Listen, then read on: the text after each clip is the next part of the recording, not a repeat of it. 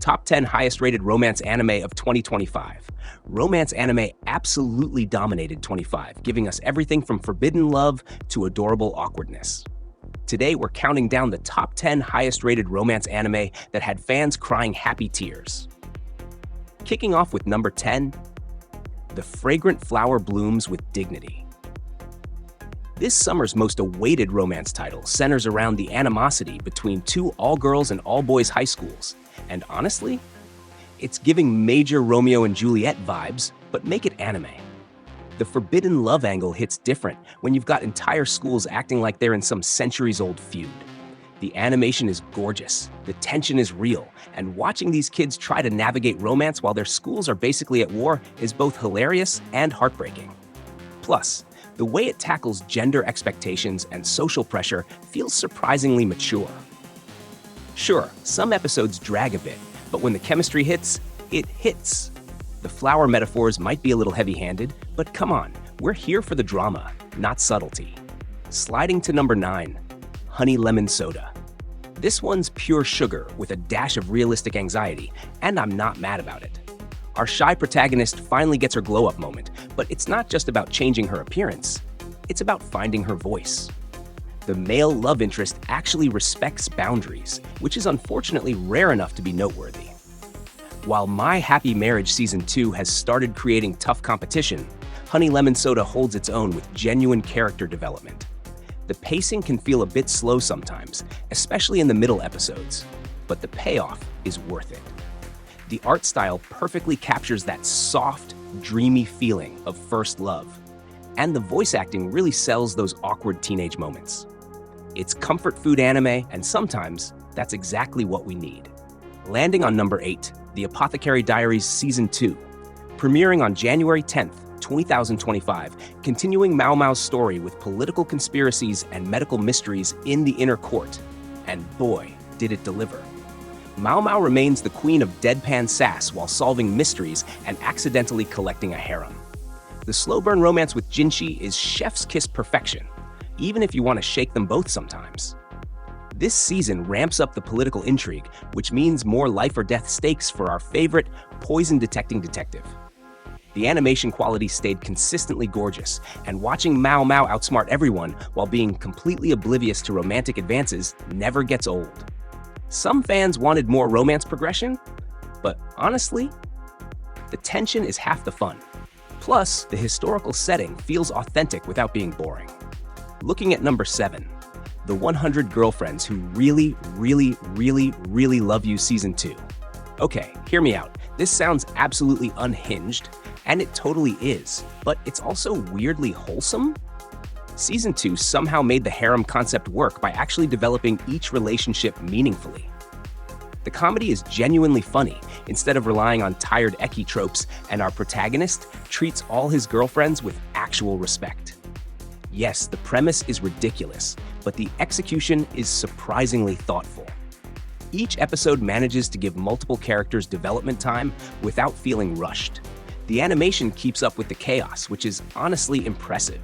Sure, it's not for everyone, and some episodes lean too hard into the absurd. But if you want something that subverts harem expectations while being genuinely entertaining, this delivers. It's like if someone took the harem genre and said, what if we made this actually good? Moving to number 6, Anyway, I'm Falling in Love with You. This title screams reluctant romance, and that's exactly what we get, in the best possible way. The enemies to lovers pipeline is strong with this one, featuring two characters who absolutely cannot stand each other until suddenly they can't stop thinking about each other. The emotional whiplash is real, but it's handled with surprising nuance. The dialogue feels natural, avoiding those cringeworthy confession speeches that make you want to hide under a blanket. The character development is solid, showing how people can genuinely change and grow through relationships. Some viewers found the pacing uneven, and there are definitely episodes that feel like filler, but when the drama hits, it's genuinely compelling. The art style suits the mood perfectly, and the soundtrack knows exactly when to pull at your heartstrings. Arriving at number 5, I'm Getting Married to a Girl I Hate in My Class. The title tells you everything and nothing at the same time. What starts as a comedy of errors evolves into genuine character study about prejudice and misunderstanding. These two characters have built their entire relationship on assumptions, and watching those walls break down is incredibly satisfying. The comedy hits more often than not, and the dramatic moments feel earned rather than forced. The animation team clearly had fun with the exaggerated expressions during the comedic beats. The supporting cast actually contributes to the story instead of just existing, which is refreshing. There are some pacing issues in the middle arc, and a few plot points that stretch believability, but the core relationship development is strong enough to carry the show. It's proof that sometimes the best relationships start from the worst first impressions. Checking out number 4, I want to escape from princess lessons. Royal romance meets rebellion, and honestly, it's about time we got a princess who questions the whole system. Our protagonist wants nothing to do with royal life, but somehow finds love in the most unexpected places. The political intrigue adds depth without overwhelming the romance, and the character growth feels organic. The animation beautifully captures both the opulence of royal life and the claustrophobia our protagonist feels within it. The love interest isn't your typical Prince Charming. He's got his own agency and motivations beyond just being a romantic target. Some episodes get bogged down in court politics, and the escape attempts can feel repetitive, but the emotional core remains strong. The voice acting particularly shines during the more intimate character moments, and the soundtrack perfectly captures the fairy tale aesthetic while subverting expectations. Rolling into number 3, Medaka Kuroiwa is impervious to my charms. Finally, a male protagonist who isn't a complete disaster around women. Medaka's monk training makes him immune to typical romantic shenanigans, which creates the most unique dynamic in romance anime this year. Watching various girls try increasingly elaborate schemes to get his attention, while he remains completely unbothered, is comedy gold. But don't worry, when the romance finally kicks in, it's worth the wait. The character designs are distinctive, and the animation does great work with physical comedy. The supporting characters each bring their own brand of chaos, keeping episodes unpredictable. There's genuine respect for the monk lifestyle and traditions, which adds unexpected depth. Some fans wanted faster romantic progression, and certain comedy bits run too long, but the payoff episodes are genuinely heartwarming. It's refreshing to see a romance where the guy isn't a blushing mess every 5 minutes. Stepping up to number 2, My Happy Marriage Season 2, starting January 6, 2025. This season has been creating tough competition for other romance anime, and for good reason. Mio and Kyoka's relationship continues to be the gold standard for healthy romance progression. This season delves deeper into family trauma and healing, handling heavy topics with remarkable sensitivity. The supernatural elements integrate seamlessly with the character development, and the historical setting feels lived in rather than decorative.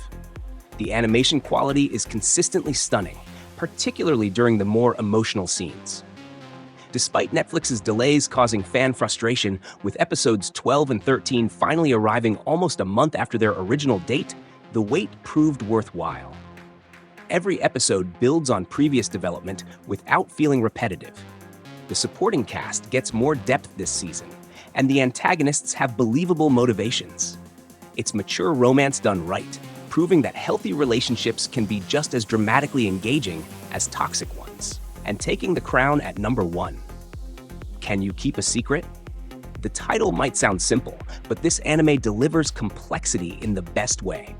Secrets in romance anime usually mean drama for drama's sake, but here they're used to explore trust, vulnerability, and communication.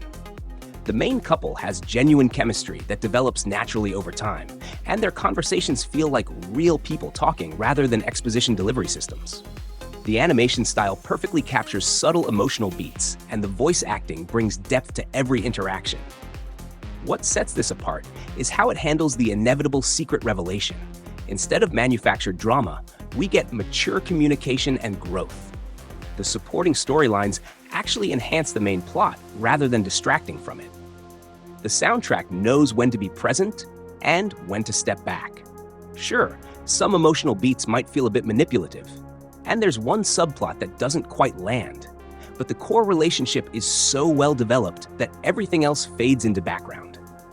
It's romance anime at its finest, proof that the genre can be both entertaining and emotionally intelligent. 2025 gave us romance anime that hit every mood, from chaotic comedy to mature drama. What's your favorite from this list? Did we miss any hidden gems? Drop your thoughts in the comments. Smash that like button if you're ready for more romance recommendations, and subscribe for weekly anime content.